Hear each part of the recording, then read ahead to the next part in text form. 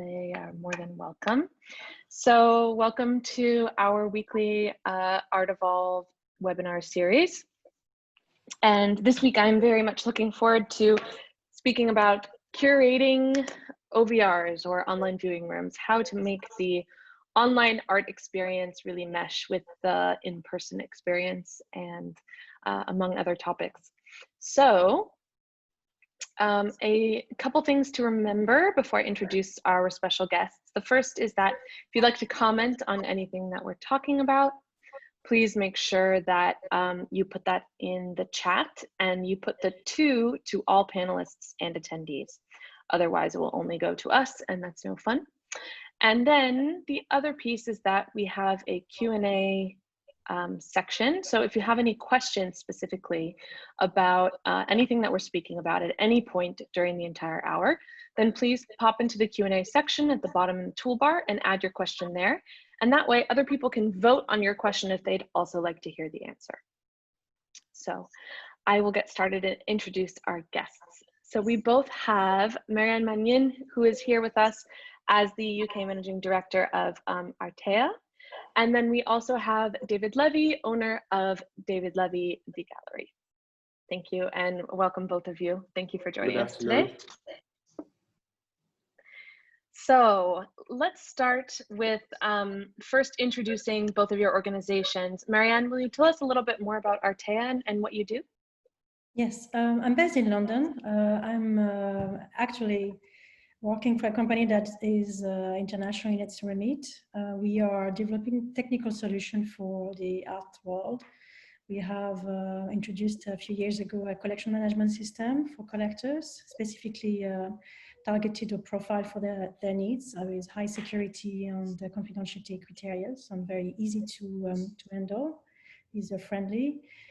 We have introduced catalog resumes on the blockchain, which are digital by definition. And today we're going to talk about another line of product, online viewing rooms. Great. And David, will you tell us a little bit about your gallery and where it's located and what you focus on? I am a modern and post-war art dealer. The gallery is in Brussels, and we have an office in Paris. We have been specialized in modernism and post-war, so mainly 20th century, but with a focus on cubism and surrealism. But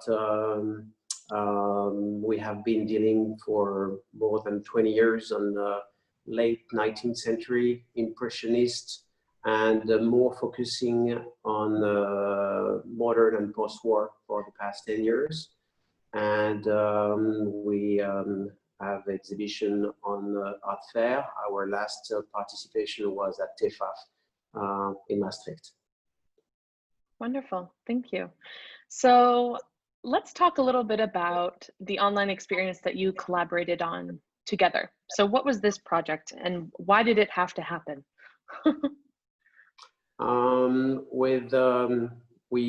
I know Artea because Artea has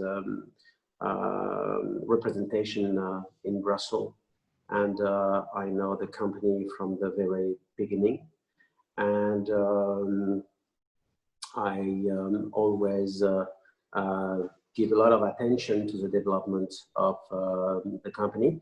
And during the last art fair, TEFAF, which was the last March, the fair has to end up very brutally during because of COVID, and the fair could not last until the end as expected. And because of COVID, we had a lot of clients, collectors, museum curators who could not attend to the fair. And we had for this exhibition we had brought a lot of important and rare works, and many of our clients and curators could not visit the show. And after a few weeks, we we tried to figure out what was the best way to give the best view of that exhibition to the usual visitors who could not come to TEFAF this year. And so we have developed this viewing room with ArtEvolve, and we try to make it as has a live experience as much as we can, and we're trying to avoid the mistake, from my point of view, that has been made with the recent viewing room experience that we have seen through different art fair that have been cancelled recently. Interesting. So is there anyone here who was supposed to attend TEFAF who wasn't able to, or anyone else who was cut short at that event? I'm curious to know. Any attendees today? You're talking about the attendees who could not come to TEFAF? Oh, I'm actually asking our audience today if anyone was supposed to attend and wasn't able to, or they were also perhaps exhibiting, were cut off. So this is the page, right, that you developed. This is the online viewing room that you developed together because of the TEFAF fair being cut off. So you mentioned, David, that you were looking for something that was a little bit more lively, connected to physical space, right? Well, concerning the content, our exhibition cover quite a large period from the late 19th century to from late 19th century through Fauvism, Surrealism, and post-war abstraction. So we had different sections in this exhibition, and we tried to make it very easily understandable for visitors with specialized section, trying to give a general view of the exhibition and atmosphere of this exhibition. So we try to reflect the presentation of the booth, because we work the display with our architect, and we worked the hanging of the show by section. So we made a video because I think video always gives a very good feeling of an exhibition, and we try to make it short, because online exhibition must give a pretty good feeling of what it is in a very short time, because people could get bored very quickly. Sure. So the video is an option. This is not the principle of the online viewing room, but it gives a pretty good summary of the atmosphere of the exhibition. It's almost like a trailer for the exhibition. Yeah. We tried to make it in. We wanted to make it in a minute. Yeah. Well, that's a very interesting approach, to take it sort of as being the teaser, and then people might become interested and then look further, right, into the images that you have below. And so after this short presentation, we try to give a view with 8 slides of the show, presented by a period of time. So we have one picture, we have one photo with a Fauvism.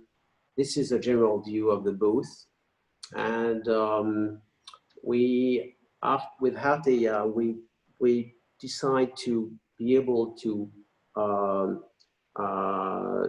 click on each pictures and have the full pedigree with provenance and exhibition of each works, and also to give the possibility to focus on a specific period for people more concerning by surrealism or abstraction or Fauvism. So we try as much as we can to give vision of perspective, because I think it makes more the presentation more lively, and as well trying, as we are mostly focusing on very high quality work, we're trying to give as much as we can information on the work with the full pedigree of each work when you click on each painting. You see, for instance, this work is from the surrealist wall. We had a whole group of surrealist work with a 1938 Miro, a couple of Max Ernst, an important Chirico drawing from 1917 from the metaphysic period, and always giving the viewer to click on each work and to be able to scroll the whole literature, exhibition, and provenance with a comment as well on each work. A couple of work are not available on this viewing room because they are not available. They are just not anymore available. That's why a few work are not you can't click on them. Clickable. Yeah. Sure. So Marianne, will you tell us a little bit more about why you decided to sort of create this technology where you have the physical space and the technology overlaid on it? Yes, this technology was introduced last summer. So this is something that's been refined since then, but the key parameter was that to be able to find an affordable solution that will bring both the value of a physical space with, as highlighted by David, the perspective, the proportions of the works, the atmosphere, making it very palatable, with a technology that is online and provides the ability to drill into the information. So rather than having a bland PDF or gallery of objects, which will have no interaction with the space or with each other, we introduced that solution, and the important aspect of it is that you don't need any technology special technology for creating that. You just need a good photographer, you need to have information, but that is already available whenever you envisage to create a gallery online. And the technology that we have is that we are able to actually delineate each artwork, whether it's a 2D work or a 3D work, and working on the object as really an active agent of the visual experience. Great. Yeah, I think it's very interesting to sort of be able to actually see it in perspective, because it's different from just putting it on a fake wall, right, with a chair next to it or something, rather than seeing it in an actual space with other works next to it. Now, in the context of David's, on the fact that the fair was interrupted, there were already some curated walls. So the intention to bring that online was accidental or remedial.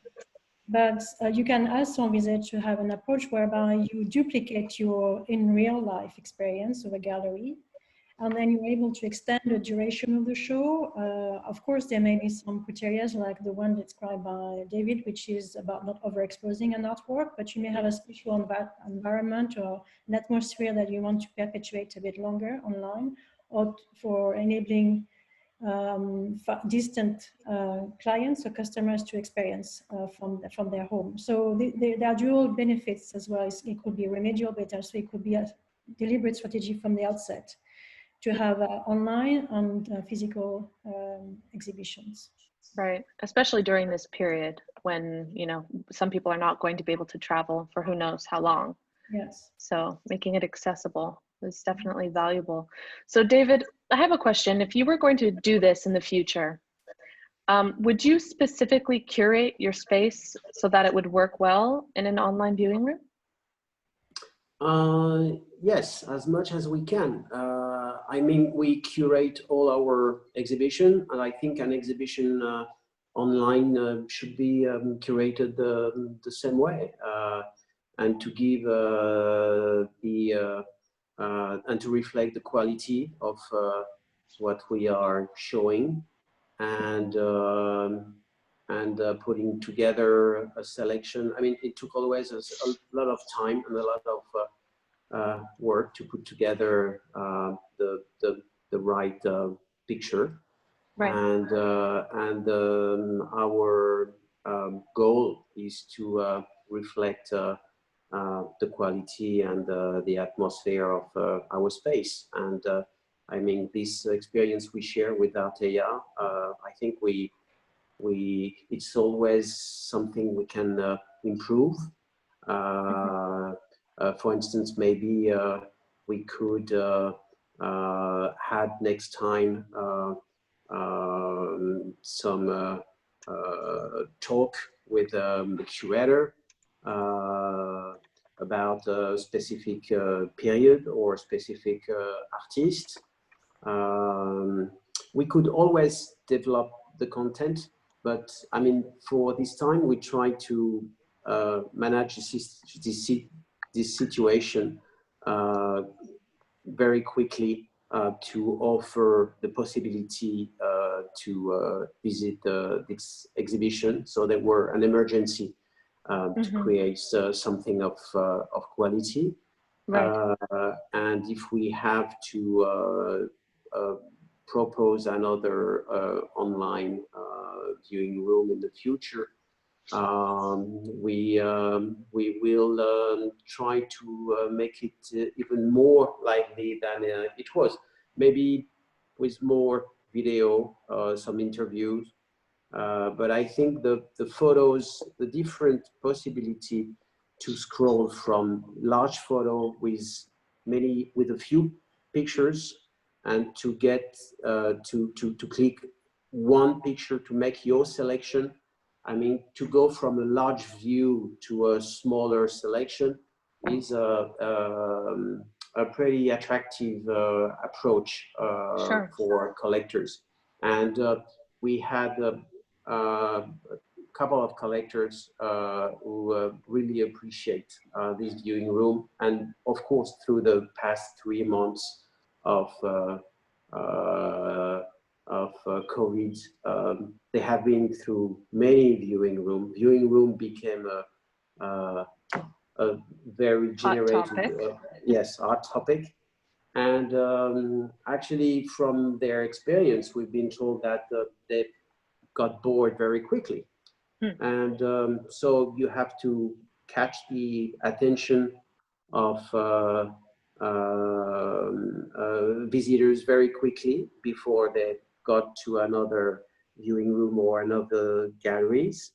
And I think from the very first, I think the first fair who put a viewing room online was Basel, Hong Kong. And most of the view were very, very flat, like PDF that you scroll, and did not give very much the feeling to visit a fair. Of course, because the fair did not happen, TEFAF did happen. So we had the chance to have this good material from the beginning. I mean, those very good images. And I think in the future that we will be able to do it directly in the gallery. Yeah. Well, I think, you know, Mari Nakahara says including the atmosphere of the space in the online exhibit is important rather than simply showing the items. And it's almost as though in your online viewing room, you've organized it in the same way that you'd experience it in person, right? So you see it you get an introduction, you see it from far away, you get closer, and then you see the individual work with its detail. So kind of mimicking that physical experience in the online space is valuable, it sounds like.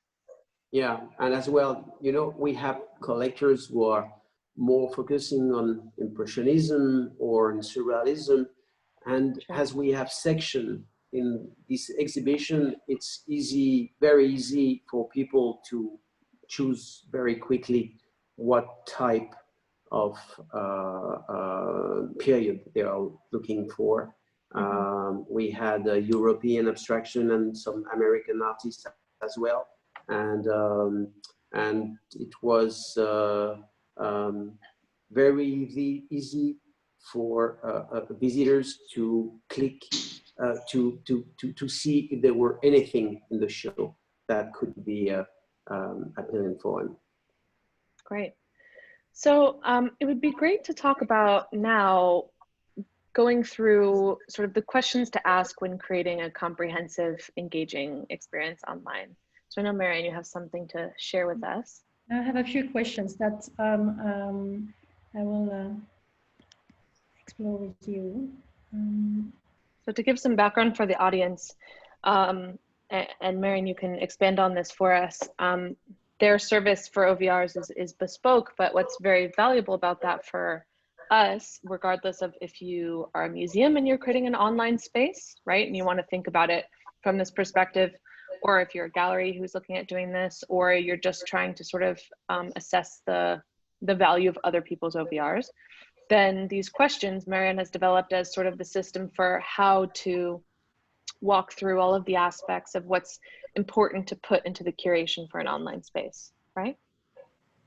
Yes, I mean, the first question is, what kind of story do you want to tell? And this is a very encompassing question, is what is the narrative that you want to deploy and how you're going to use to explain and to bring that narrative to life through visual experience on the online tools. So when David curated this show for TEFAF, there was a clear curatorial line that he had in mind, and he had some subsections on the progression historically. So the first thing is to understand what you want to tell with which images. So how many artworks do you want to share? Do you want an artwork that is only with one view or more than one view? Is it a 3D object or not? Do you need to contextualize that? So then the first question is, what is the scope of within which you're going to play in terms of images and artworks? So that's a very simple question, but actually to narrow down is usually a complicated exercise. So there will be a trial and test and so forth. Sure. Then the next aspect is, how do you want to compartmentalize or segment that journey? And in the case of David's gallery, that was created through different periods, from Surrealism to European periods, post-war and so forth. So there was a narrative that was based on the timeline by regions. But you could also imagine to have a theme by color or by artist. So it's a very, I mean, it's as diverse as you want to curate in a real life. Sure. Then the question is, what do you want? How do you want to contextualize the object? You can have a very plain background, you can have a sophisticated background, you can have the frames being displayed or not. So the question is, how do you want these images to impact the narrative? Do you want to insert that on the real gallery walls, or do you want to mock it up? So there are many options possible. In this context, David had the material, he had the chance to have very good photography made at the stand. But you can also imagine enhancing for pop-up, for instance, a space that may not be available for a long time, but you can extend the duration of the experience through this online gallery. So that opens imagination. Sure. The next question that you will ask is, and then how many walls? Because it's also an impact in terms of cost, in terms of the ability to capture the attention or retain the attention of your audience. So you may want to have the overview, and then you will have to drill down. How many of these drill downs do you expect to bring? Sure, and I'm sure this also applies, you know, if we're thinking about online spaces and exhibitions for museums, because a lot of them are closed right now, right? And they're trying to find ways to get online, is if they also kind of can ask these questions of how are they going to present their works in online spaces. Yes. Yeah. So when you think about the online experience, it's the UX, what you call the visual experience. You will drive the attention of the visitor through different techniques. You know that on the right-hand side, usually you have the most important information appearing, but also how do you want to group your information? How do you want to map it so that you can help the navigation across the content that can be overwhelming sometimes. So you have first to grab the attention. So it's a snap. You need to be very snappy in the first impression. And then it needs to be very intuitive in the way you navigate to help your visitor navigate back and forth between the information that is very detailed to what is the overall context. And that, again, needs to be designed in a very clear way. The next question that you could ask yourself is, how do you want to design your viewing room? Is it going to be an experience that is a continuum of your visual identity that has usually a definition that is through your font, through your colors, through your, I mean, the feel of the gallery on your social media, on art fairs? Do you want something that is really attention grabbing by changing your code? This is possible and we can make it happen based on your criteria. So this is important because it opens up on a very low cost the ability to test new formats as well. You don't have to repaint your wall. Sure. Next question is, in which format will you deliver your images, so your content, whether it's a video, whether it's audio, what kind of information do you want to attach to each of the objects? So this information needs to be well structured so that we can optimize then the importation of the data into the online gallery. Another question that could be as well relevant when you want to have a link, a bridge between the physical object and the online experience is to have a QR code. So the QR code enables then the phone to grab the information when you visit the actual space and get the information that you have put online appearing on your phone immediately. We can do that. The other technology that we have, which is an image recognition.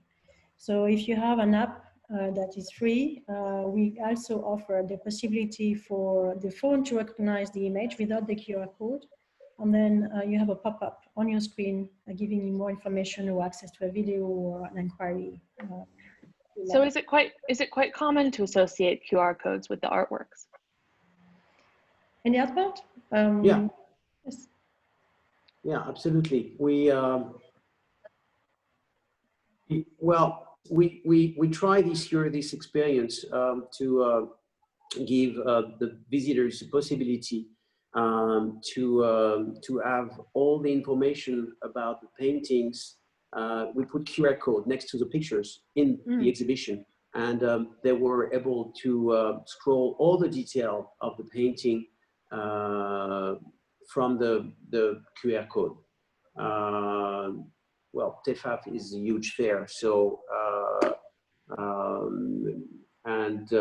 there were, of course, quite a lot of people during the first 2 days of opening, and with a small with a small team on the booth, you are not always able to answer all the questions because people are running from a booth to another booth. So with the QR code on the booth, it allows people to give a lot more detail than they are used to get without this technology. And then the software that we have developed enable you to save the image.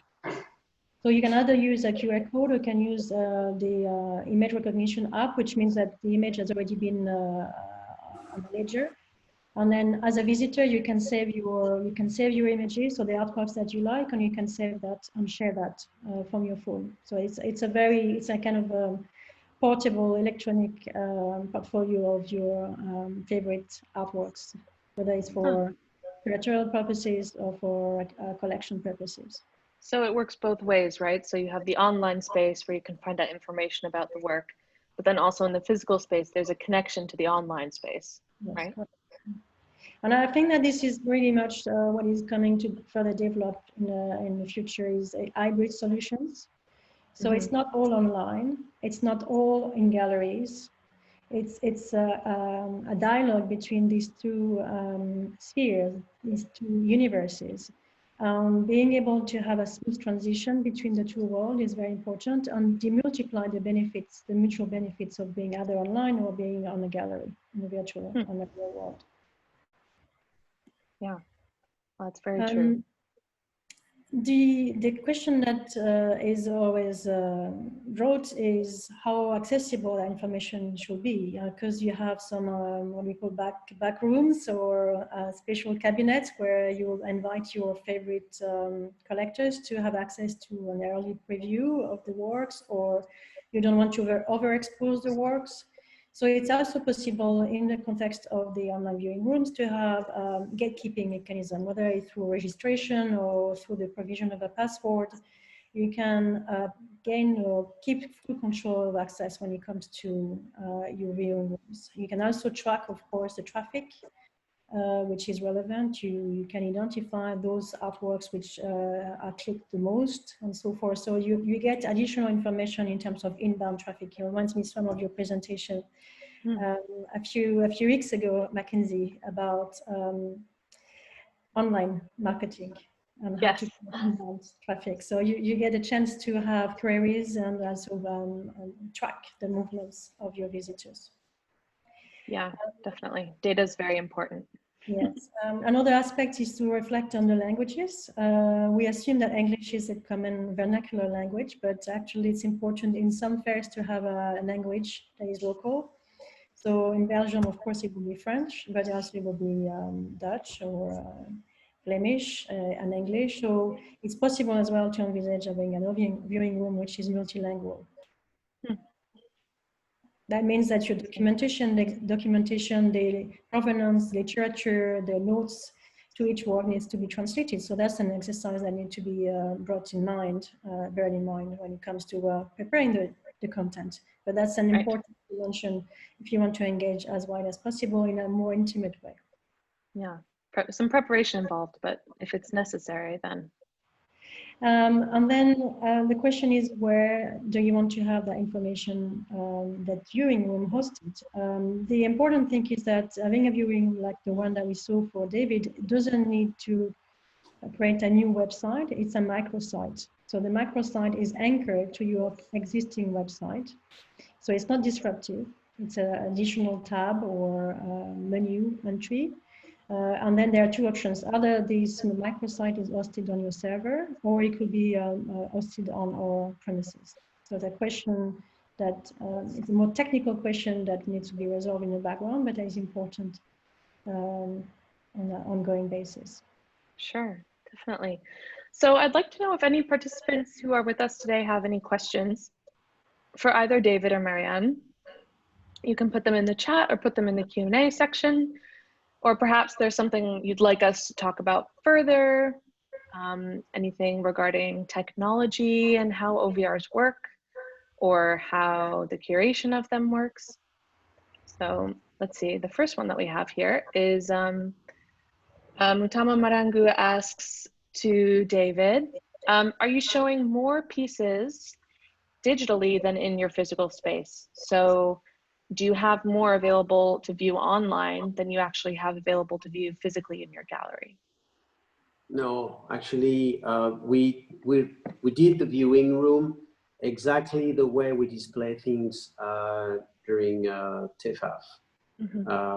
So we have more works at the gallery, and we prefer to have people to come to the gallery to look at the works than to put things digitally on the website. So we did this experience because of COVID, and we usually don't show things digitally. So this viewing room was really made for a special event, and we prefer to have direct contact with collectors and curators and invite them to come to the gallery in Brussels or in Paris. Right. In future, though, do you think that you might create an OVR for another event? Probably we will, but I mean, OVR is a tool that of communication, but our priority, of course, is to participate physically to art fair and to show up, because art Sure. is life, and virtual viewing room cannot replace living experience with a Sure. picture or sculpture. Right. So it's like visiting a museum. I mean, visiting a museum online can give you a good idea of what you're gonna live, but to get the emotion or to understand, for instance, the development of art through an artist's life, visiting an exhibition in a museum, you can't get this feeling from an online viewing room. So it's a tool that we have been very happy to use and to develop with Marianne for this exhibition, and we will do it again. But we want to privilege, of course, our participation to Art Fair and to invite people to come and to appreciate painting in life. Sure. Well, I think that's a fair balance. You know, use the technology as a tool, and then you still have your core focus. Yeah. So Sonia asks, for you, Marianne, how much does this cost roughly in terms of software, training, and time? Thanks, from Yorkshire, England.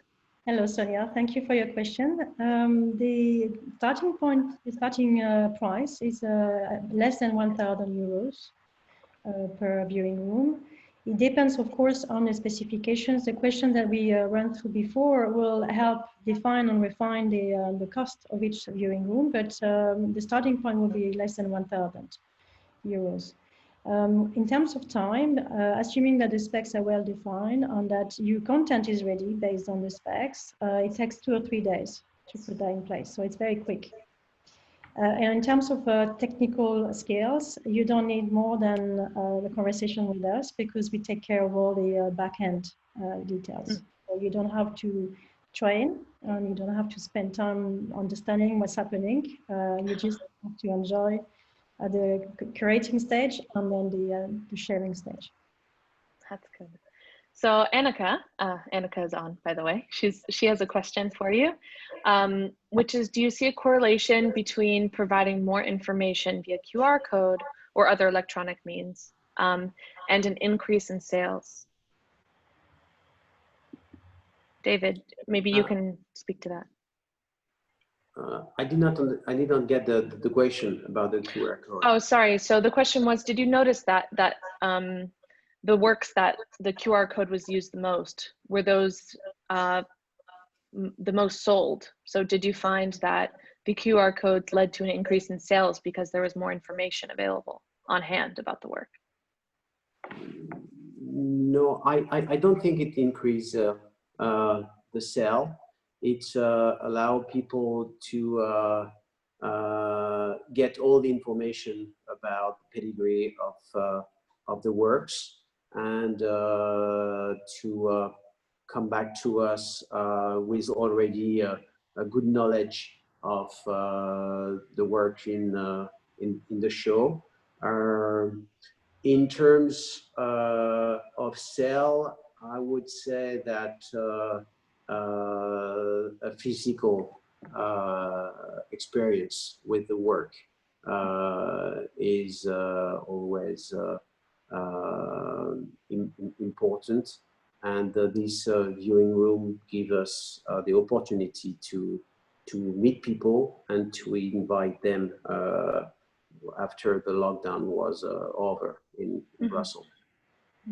It might be that the underlying question was also about transparency. There have been some conversations around the correlation between transparency of information, including pricing, and inquiries on completed sales online. And there have been some, I think, some analysis done by Artsy some time ago, I mean, in the recent times, so showing that there is a correlation. But this is a very high-end artwork, so I understand that David will see the core value in having a face-to-face engagement with his collectors. Sure. So I think the question was actually, if someone's in the physical space and they're looking at the work at the actual viewing room or in the gallery, and they use the QR code, does that help to increase sales because they're given more information about the work on hand while they're looking at it? It's a difficult question because we did not notice, and as it is the first year with you, we use this technology. I don't think it increase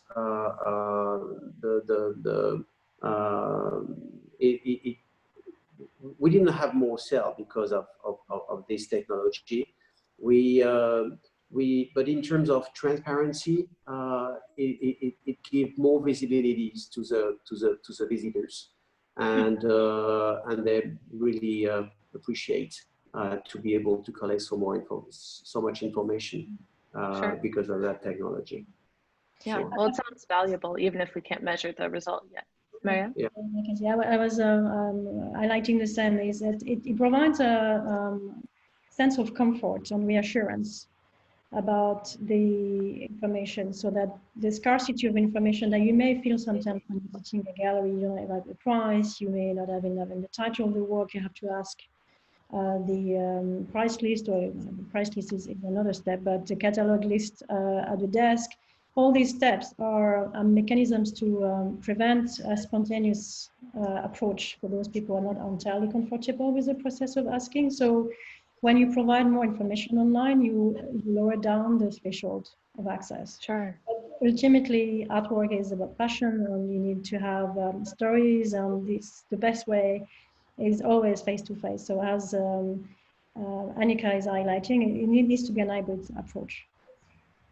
Yeah, it allows people to have a very more quickly a conversation with us, because they were able to get a lot more information from the very beginning, and it helped us to develop interaction with visitors a lot more quicker than the past years. Great. Definitely. So this is from Christina, and this is for you, Marianne, I think. This would be an interesting possibility to show artworks that are in storage. Do the photographs need to be taken in the viewing space, or can the viewing space be created digitally? I think it comes back as well to the question from Mr. Marango, was asking about the ability to create a purely online experience without having physical walls. So yes, it's possible.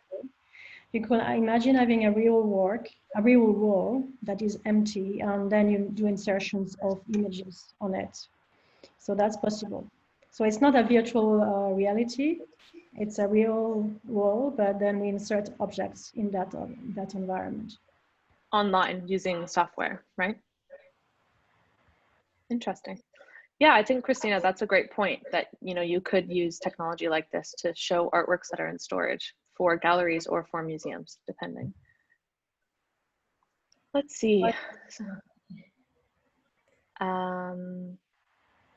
So Annika was just saying that, that she finds she gets the most out of an exhibition when she does some research or reads articles or talks to the associates about it, right? So the context is everything for really understanding and being passionate about a work of art. Great. Any other questions we have? I think we've got through most of those. Give everyone a moment. If there's anything else that you'd like to ask. There is a question on digitization of the objects. Yes. Raya. I'm not sure what you mean by digitalization of the object.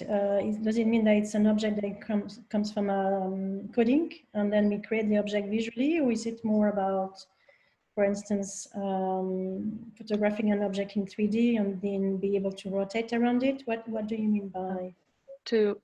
He says to host it virtually. So I think it would be to take the object and put it into the online space. Correct. We can do that, yes. Yeah.